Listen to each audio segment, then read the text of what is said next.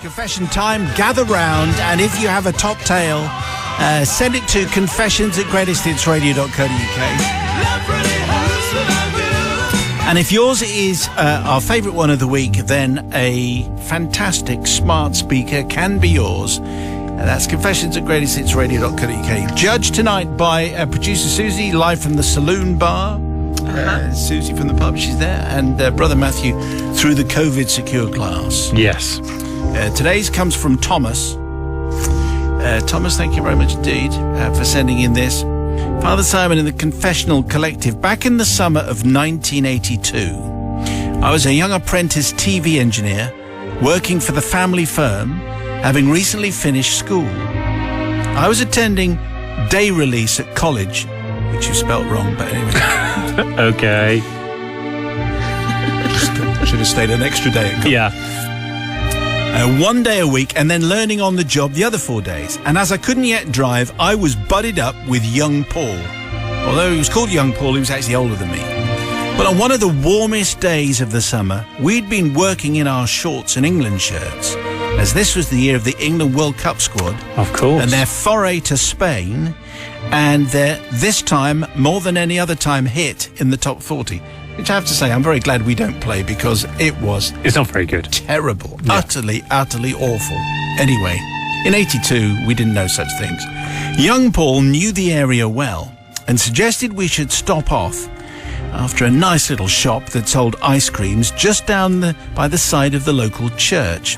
Sadly, the shop has now gone, but back then it was a quiet little lane where we were able to park up to take a well-deserved break, having restored order to the townsfolk's TVs and video recorders. Different times, yes. 1982. Imagine trying to get your video recorder repaired now. No. I offered to pay and fetch them whilst he turned around, but young Paul, who was 5 years older than myself, parked over to the right with the driver's door by the pavement facing down the lane, and said that I should wait in the car while he went and got a couple of these ice-cool treats. Whilst I was waiting in the car, a bit of a traffic jam started to form alongside us, boxing us in. But we're in no rush, I thought, especially when I noticed that the car next to us in the queue had two very attractive young ladies inside. Mm-hmm. Both were blondes, and I mused how blondes wear black clothes to show off their golden locks. It was also at this point that young Paul returned with the ice creams, and the young ladies spotted this. Being a very, very hot day, both cars had their windows down, and one of the young ladies shouted, "Hey!" "Well, hey," I said back. "What have you got there?" said one of them. "An ice cream." I said, "This is top dialogue, by the way. Brilliant. "It's an ice cream." I said, quick as a flash. Yeah. I was super smart. Yes. Can't smell college, but no.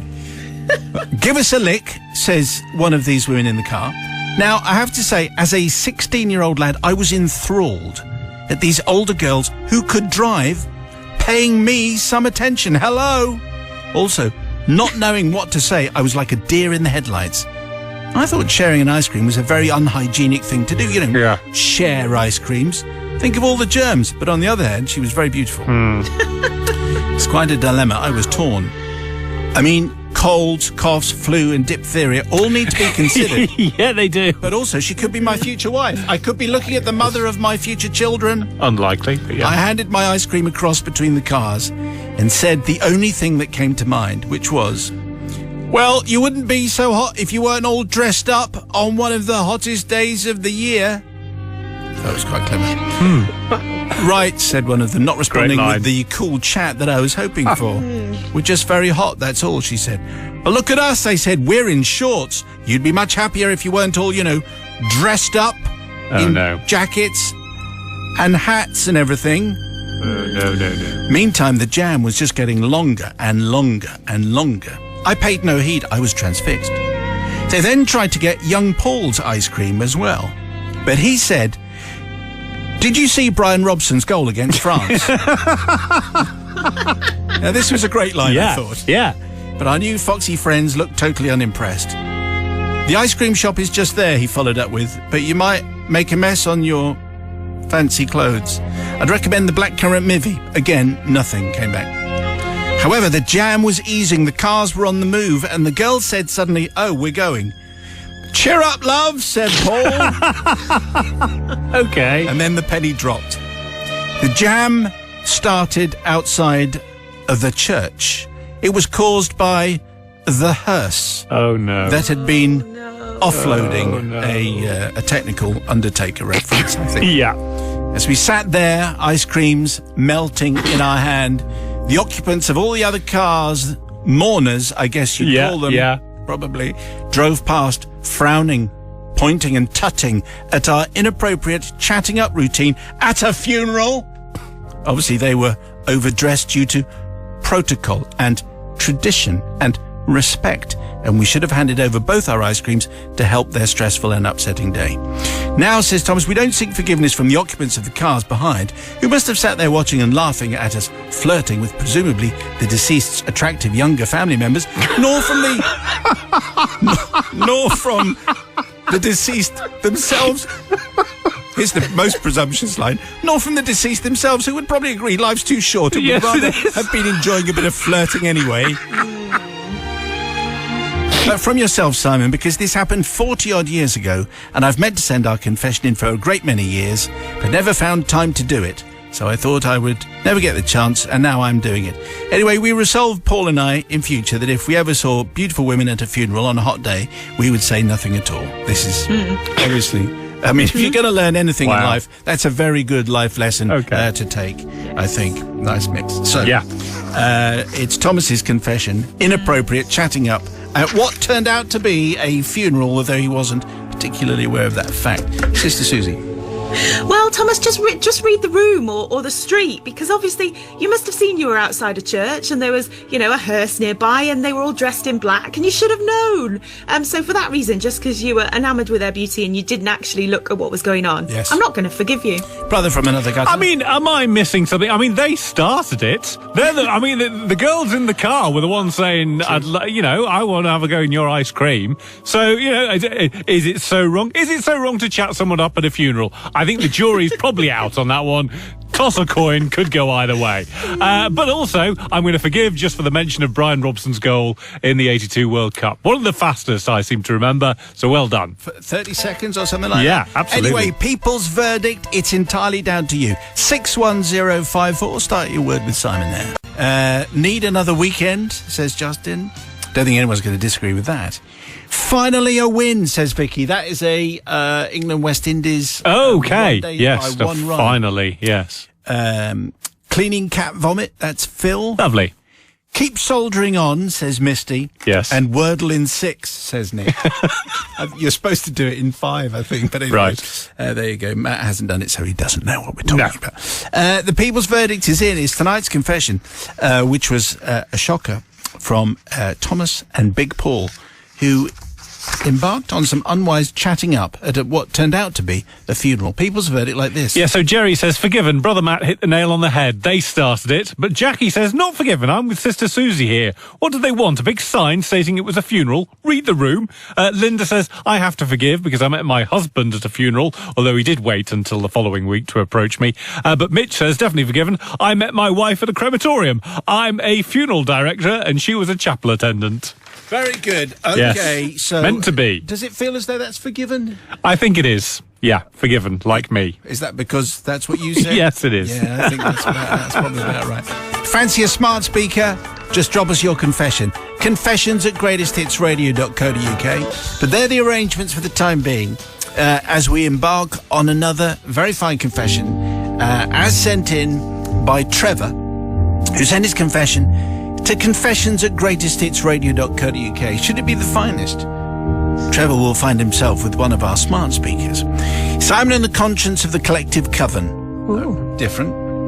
My confession dates back to the summer of 1984, when myself and a few like-minded ramblers walked the Pennine Way. The Pennine Way is a long-distance footpath stretching 279 miles from Edale in Derbyshire up to Kirk Yetholm, just over the Scottish border, taking in many of the highest peaks of England. Indeed, it soon became apparent that the Pennine Way actually deliberately went out of its way to lead you up mountains when easy low-level routes made much more sense.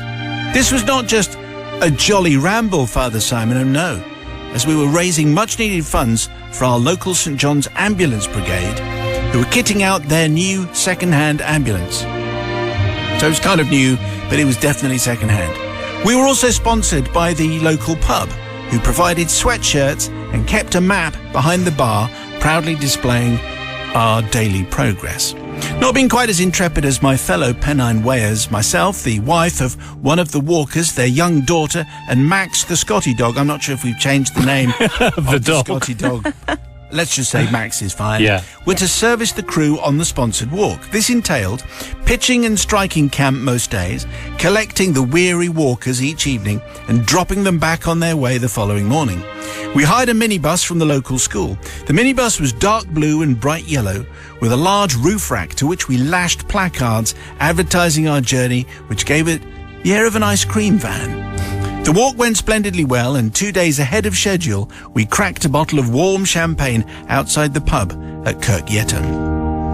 At the time, our local band, our favourite rock band, were the folk rock combo Lindisfarne. Oh, yeah. And many hours were whiled away singing their anthems, and Fog on the Tyne and all that. And so we decided to use our spare 2 days to explore the island of Lindisfarne, after which the band had obviously named themselves. Now, Lindisfarne, as you probably know, can only be accessed by a causeway when the tide is out. This I knew full well, as the next morning I guided our trusty minibus through the bright morning sunshine out across the causeway to the Holy Island.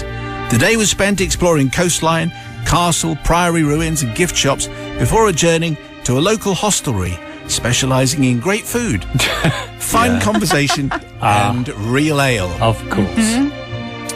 This, Father Simon, was my downfall, and it was with a sudden cry of good grief that I realised the tide was coming in. Oh, yeah. Hastily finishing our beer, because obviously that's the most obviously, important thing. yes. Can't leave anything. We sprinted to the minibus like a World War II fighter squadron. We raced out to the already wet causeway. By halfway, water was lapping loudly around our hubcaps, and the causeway was getting difficult to navigate. Can I just say, I should have put a 12 certificate. Don't try this. Oh, really? Honestly, Yeah, don't do try this. it. No, It's don't do this. Very dangerous. It's very silly. As we approached the coast, we were by far the last vehicle on the causeway, and water was now being propelled over our roof by the waves as we battered our way through incredible high seas. With an apprehensive cheer, we What? It's fine. Don't worry about it.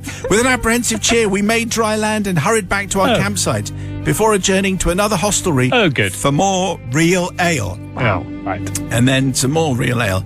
Next morning, with thick heads, we struck... It was all in aid of charity. Obviously, so that's fine. Next morning, so sponsored drinking. Next morning, with thick heads, we struck camp and loaded the minibus for our journey home to Leicester. I was going to change that. Southampton. Yeah. However, the minibus, having safely guided us over many hundreds of miles, refused to start. The engine turned, but it would not fire. Luckily, on the campsite was a friendly mechanic who offered to take a look.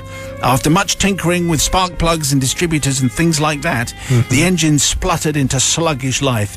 It was at this point that water seeped out from every corner of the engine. I tentatively removed the overflowing dipstick. Don't start. Come on. No, What? not to find the usual treacly black oil close to the bottom of the stick, but instead discovered a thin battleship grey watery fluid close to the top of the dipstick. Oh, it's not again. I was reading a script. We're better than this. We're not. No, we're Without further delay, we jumped aboard and set off for home. It was many hours later that I parked back at the school, posting the keys through the caretaker's letterbox. It was a few weeks later that I heard that the minibus, mysteriously, needed a new engine due to a failed head gasket. And the dipstick was not... No one was sure why such an expensive repair was necessary. Questions were asked. I had no idea. Father Simon, here we go. Now, I don't ask forgiveness from my fellow Pennine Wayers, because they raised a substantial amount of money for a great cause, nor do I ask forgiveness from the beautiful island of Lindisfarne and its tidal causeway. I mean, it's an inanimate object apart from anything else. I don't even seek forgiveness from the school, as the minibus had covered many thousands of miles and was long overdue for replacement. No, Simon, I seek absolution from our trusty, reliable minibus, which we dressed as an ice cream van, and who had carried us safely across many hundreds of miles through splendid countryside. You see, I'd become fond of its stiff clutch, funny smell and terrible handling, and it truly did not deserve to be semi-submerged in coastal waters and then sold off. With heavy heart, I prostrate myself before the collective. P.S. If you play this, can you follow it up by playing Run for Home by Lindisfarne, which I've only just spotted, and obviously that'll be a production thing, which Susie will have to... Let's see what happens. Yeah. Anyway, but meantime, Sister Susie, what do we call him? Trevor, I think. Trevor. Yes. Who recklessly, due to far too much real ale, didn't notice that the tide was coming in. Could have been very, very dangerous. Yeah, it could have been very, very dangerous, Trevor. Yes. And also, you borrowed the minibus, so you should have been taking top care of it. Yes. So I'm sorry, I can't forgive you because, you know, you should have been looking after it. I wouldn't want anyone that I lent a minibus to treat it like that. So, and neither would you. So, not forgiven. I wonder why the engine needed a repair. Brother from another. Yeah, I mean, hang on. They were supposed to be walking the Pennine Way. What are they doing with a van? If you, Well, the whole point is they're you're helping. walking it. They're I'm not sponsoring you to be in a van. Also, all these people going to Lindisfarne and then being completely surprised. Oh, the tide's coming in. Maybe we should head back. Yeah, good thinking, Batman. I'm going to forgive just because, you know, it's a Tuesday. I'm in that kind of mood. So, yeah, Really? forgiven. That's yeah. not very well argued, is it? No, I don't there's a think. shock. We're on a- Yeah. Okay, so the people's verdict is what we're after. Trevor, reckless activity, which we don't condone, obviously. Do you forgive his confession? That's the question. On the text, 61054. First word is Simon. We had a confession from Trevor. Recklessness at Lindisfarne and a rotten engine in a minibus with a faulty dipstick. So here we go with the people's verdict. Yeah. What does it look like? Well, most of them not forgiving, basically. Bill Palmer in Dronfield says, not forgiven. There is a clear sign there that says, do not proceed if water is on the road. Pete in Morpeth, who is now retired from rescuing, says, absolutely not forgiven. I was a cop covering Berwick and Lindisfarne Island. Tourists like that were always getting stuck or causing chaos trying to race the tide. Angry emoji. Yes. But Jill says, forgiven. As one who lives by the coast and having had to scramble in a somewhat ungainly manner up cliffs, I know how easy it is to lose track of the tide turning times. Extra forgiveness as it was for charity. I think most people are going to be as you said, it's not something that you risk, is it? You know, No. if there's water on the causeway, Then I'm not driving my too van late. across. Exactly. That's the way of it. Outburst of responsibility there. Anyway, if you have a confession, we would love to hear it. It's confessions@greatesthitsradio.co.uk. And if you've got a confession, don't forget, if yours is the best of the week, you get a smart speaker and you can say, hey, smart speaker, play Greatest Hits Radio, because I think that's the way it's... That is very much the way it works. Yeah, that's right. And, yes, so confessions@greatesthitsradio.co.uk, that's the email specifically dedicated for these confessions. Today's comes from Penny. I think Sister Susie is in the basement studio. I am. Oh, Yes. slight satellite delay there. She's so far away now. Yeah. She's in the Uber basement. Matt's next door. So Penny sends today's tale. Penny, thank you. Father Simon, Sister Susie, brother from another gutter. My name is Penny, and my confession dates back to Liverpool in 1995 when I was 14. It concerns sunburn and sandwiches. May 1995 had been a glorious month. The sun was out every day and it was hot, hot, hot. And I was fed up, being in a classroom Monday to Friday, staring out of the window, watching people enjoying the sunshine whilst I was just learning pointless algebra. I mean, x plus y equals 2a minus 4ac. What's the point of that? I mean, obviously I now realise it's a unifying thread of almost all maths and essential for any study of science, engineering and economics. But back then, Okay. back then, Yeah. let me out. Yeah. Good qualifications and qualifying lines in there, I thought. Myself and my sister, says Penny, who had just started a YTS scheme, youth training scheme, I believe, back in the day, concocted an idea. I would skive off school and she would bunk off work, and off we would go to the beach for the day. This wasn't a particularly elaborate plan, no. but it was better than algebra, or so we thought. So Friday came, off we went. Me in my school uniform, her in her office outfit. We sneaked into the toilets at the railway station and changed into our summer outfits. So we arrived at Freshfields Beach. It was glorious. The sun was blazing down, the sea was glistening. We placed our towels down and the sunbathing began. I regret to report no sun cream in sight. Do not try this when you next get to sunbathe. Obviously. We're so responsible. So responsible. Well, actually this feature isn't particularly, but that little bit was. After a few hours of turning, making sure we got the sun everywhere, it dawned on us that we hadn't brought any dinner and only had coppers between us. This does make it sound like it's 1960. We had tuppence farthing. Yes. Anyway, having spent all our money on the train fare, actually getting there in the first place, we decided to call it a day and headed back. Climbing over the sand dunes, we came across a big surprise. A huge hamper was nestled in the dunes in the tufty grass. But what was it doing there? Why was it there and who had left it? It had clearly been abandoned, without a thought to the rules of littering or a care for the environment and the state of the world. Don't these people watch the news? Anyway, we opened it up. You won't believe what had been left behind. Fancy sandwiches, prawn, egg, salmon, the works, beautiful cakes, deluxe crisps, which normally means balsamic vinegar, and sea salt from Mesopotamia or something like that. Of course. And truffle. Yes, truffle. Who needs truffle on crisps? Who knew? Anyway, they're very tasty. And in a cooler, ice-cold drinks, handmade chocolates, and a bottle of champagne. Wow! Father Simon was like Christmas come early. We stuffed our faces and filled our stomachs. Also, we listened to a radio that had been left behind. Oh, right. All of these things have been abandoned, have they? Supergrass, Blur, Oasis, all on the radio. Who would leave all this behind? Careless vandals, that's what the answer was. Then, something caught our eye. A ring box, which, when opened, contained a diamond ring. No. What? Oh, no. As we were admiring this gem, a couple came over the hill, wet from a good long swim. They gave us a look of horror.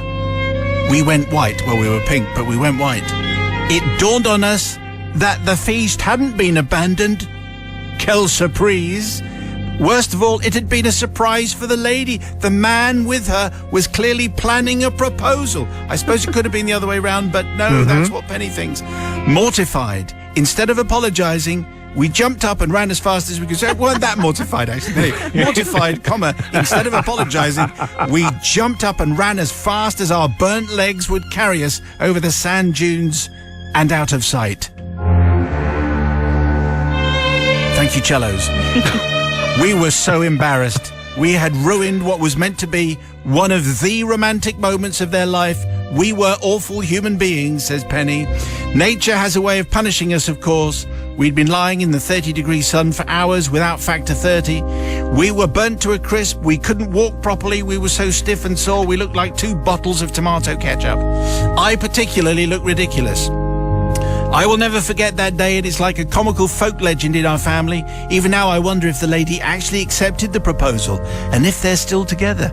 I'd like to think so, and I'm sure they remember those 2 teenage girls who ate their lunch and ruined their special moment. And here's the final phrase, and hopefully remember us fondly. I'm sure they do. We'd like to say sorry for eating and drinking most of their luxury hamper. We were doing it for the environment and the planet. Oh, what? The planet was our number one concern. Yes, it was. Yes, it was. Yeah. Sister Susie, what do you say to Penny for the picnic story? Penny, I feel like you should have twigged a bit earlier on, because obviously it hadn't been abandoned. But also, that gentleman's an idiot for leaving the ring box there with the ring inside. That is also true. Luckily, someone didn't steal that. However, I can't forgive Penny simply for the fact that they didn't have any sun cream. That is unforgivable. Yes. Not allowed. Not forgiven. That jewellery could be gathering dust. It could be. somewhere. Anyway, brother from another... Well, brother. I happen to know that beach at Freshfields, and it's rather posh. So that's going to rather inform my decision.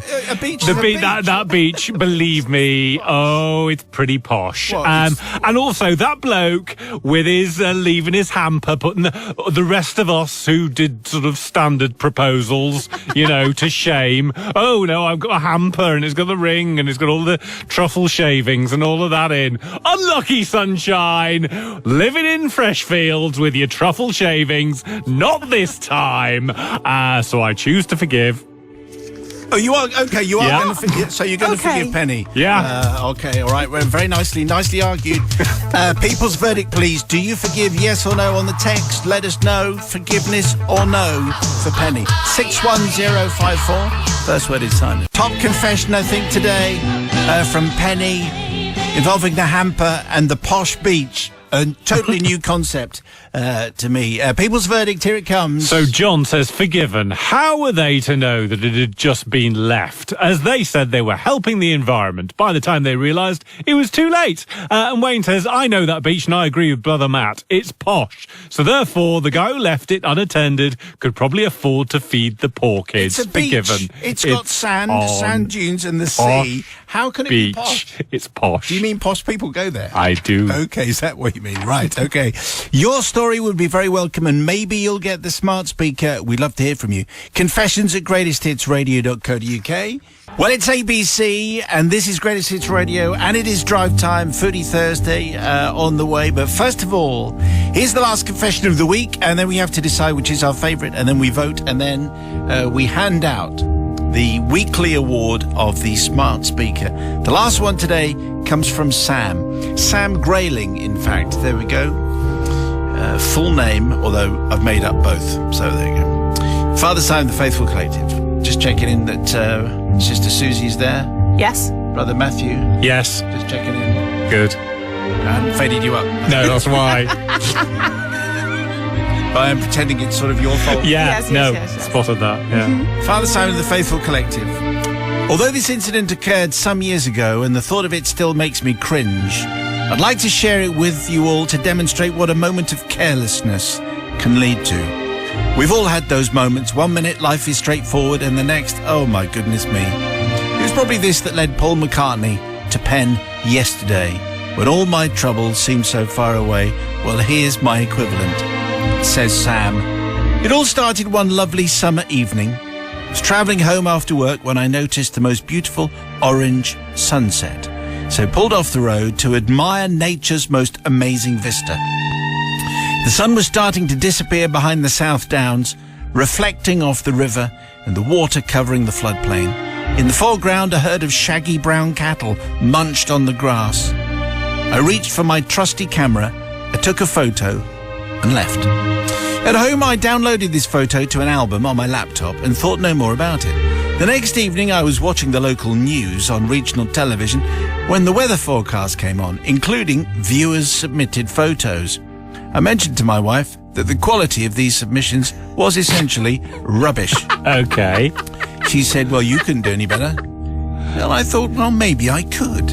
Feeling that the challenge was on, I decided on my recent image, and I wondered if that could be exactly the thing, to show my skill in composition, depth of field, f-stops, and all that, if you remember. I opened the album folder on my laptop, immediately regretting my filing system, which consisted of bunging all the photos in on one file with no titles or any other details at all. Despite this, I was convinced that I could pick out this image from page after page of tiny thumbnail images. All I needed to find was the image that was mostly orange.